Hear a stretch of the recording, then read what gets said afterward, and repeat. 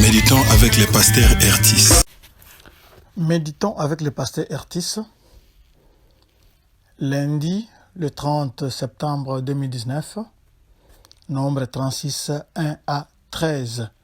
C'est le dernier chapitre du livre des Nombres et c'est aussi le dernier jour, le 30 septembre, c'est le dernier jour du mois de septembre 2019.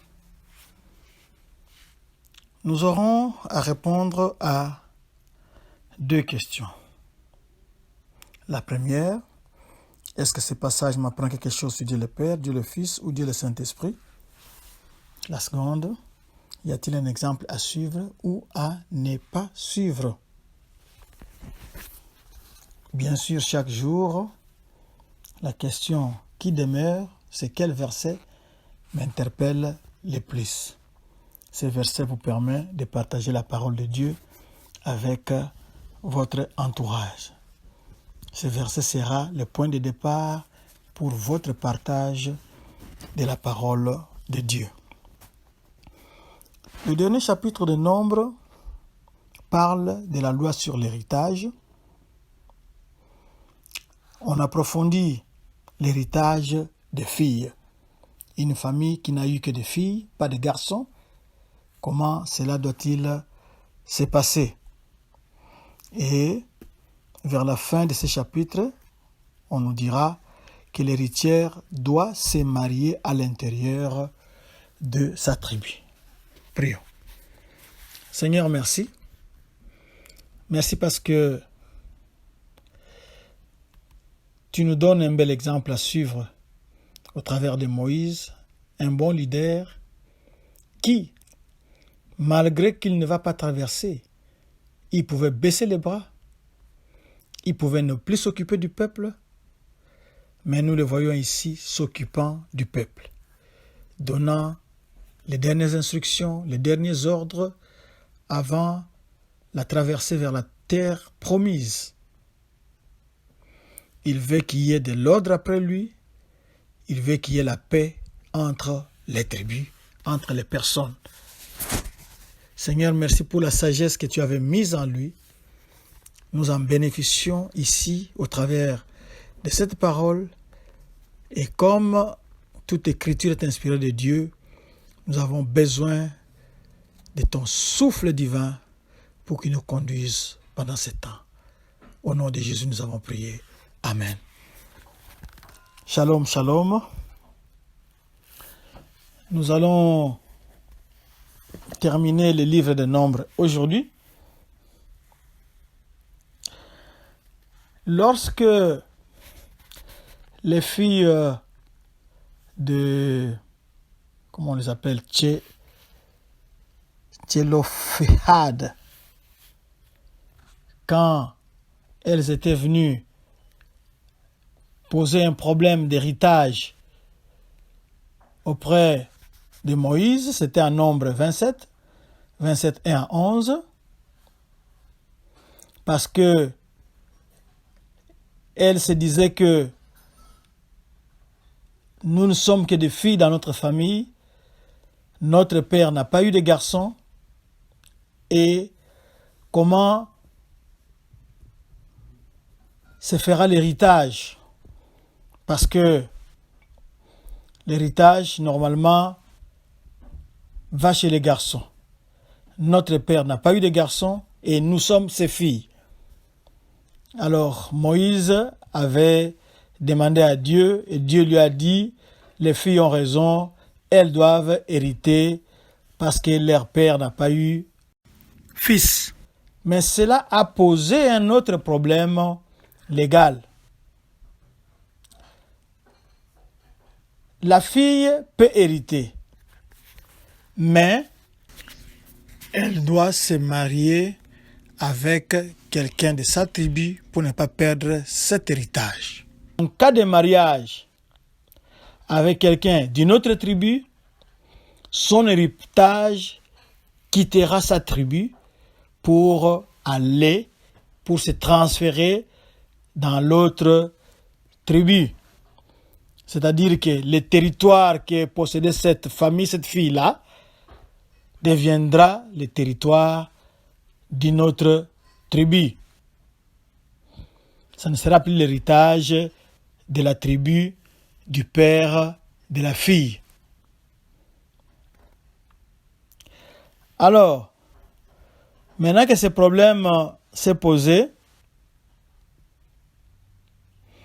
Moïse, toujours avec la sagesse divine, va déclarer la décision de Yahweh. Les filles qui sont venues là, et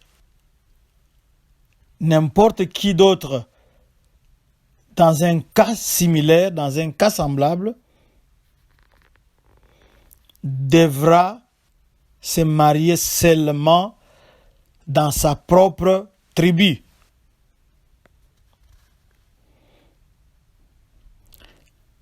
C'est un exemple d'une loi qui a été forgée par les circonstances. Les circonstances ont fait que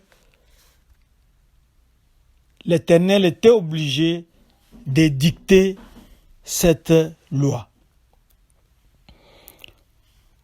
Au verset 7.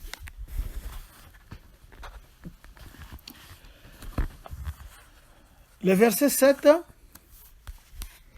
Aucun héritage parmi les enfants d'Israël ne passera d'une tribu à une autre tribu, mais les enfants d'Israël s'attacheront chacun à l'héritage de la tribu de ses pères.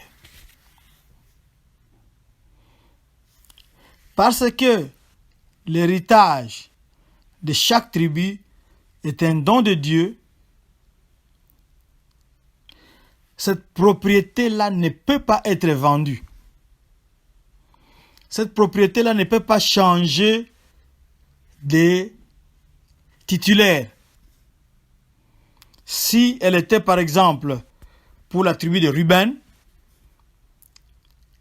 quelqu'un de Ruben la vend à quelqu'un de Gad, ça ne peut pas se faire.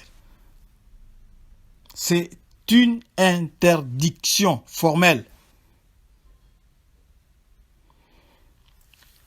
Nous pouvons illustrer cela par un verset dans la Bible pour vous montrer que la terre, que l'héritage ne peut pas être vendu ni cédé. C'est dans 1 Roi 21, 3. C'est une histoire que beaucoup d'entre nous connaissent très bien. C'est l'histoire de Naboth et Akab. Le roi Akab avait convoité la vigne de Naboth. Alors au verset 3, on nous dit quoi? Mais Naboth répondit à Akab: que l'Éternel me garde de te donner l'héritage de mes pères. Alléluia. Et nous voyons le roi Akab rentrer dans sa maison triste et irrité à cause de cette parole que lui avait dite Naboth de Jezreel. Je ne te donnerai pas l'héritage de mes pères. Et il se coucha sur son lit, détournant le visage et ne mangea rien. C'est ça. Pourquoi Naboth avait-il refusé sans tenir compte du rang de celui qui lui posait les problèmes? C'est parce que l'héritage ne peut pas être vendu, l'héritage des pères ne peut pas être cédé à quelqu'un d'autre. Donc on ne peut pas céder ça à quelqu'un d'autre, c'est formellement interdit. Alors, du verset 10 au verset 12, c'est la conclusion du livre des Nombres. Le livre des Nombres avait commencé par une discussion sur l'obéissance du peuple. On peut prendre à partir du premier chapitre jusqu'au 10e chapitre. Mais nous voyons aussi que ce livre a beaucoup parlé de la désobéissance d'Israël qui a conduit ou bien qui a provoqué la mort de toute une génération dans le désert. Et ce livre se termine par une note positive. Quelle est la note positive? Nous allons la lire au verset 10. Nous allons lire la note positive qui sanctionne la fin du livre des Nombres. Les filles de Tselophad avaient obéi aux mots de Moïse, au commandement de Moïse, et elles s'étaient mariées dans leur propre clan, c'est-à-dire le clan du descendant de Manassé, qui était le fils de Joseph. Nous lisons: les filles de Tselophad se conformèrent à l'ordre que l'Éternel avait donné à Moïse. C'est une note positive. On a commencé par la désobéissance, mais le livre se termine bien.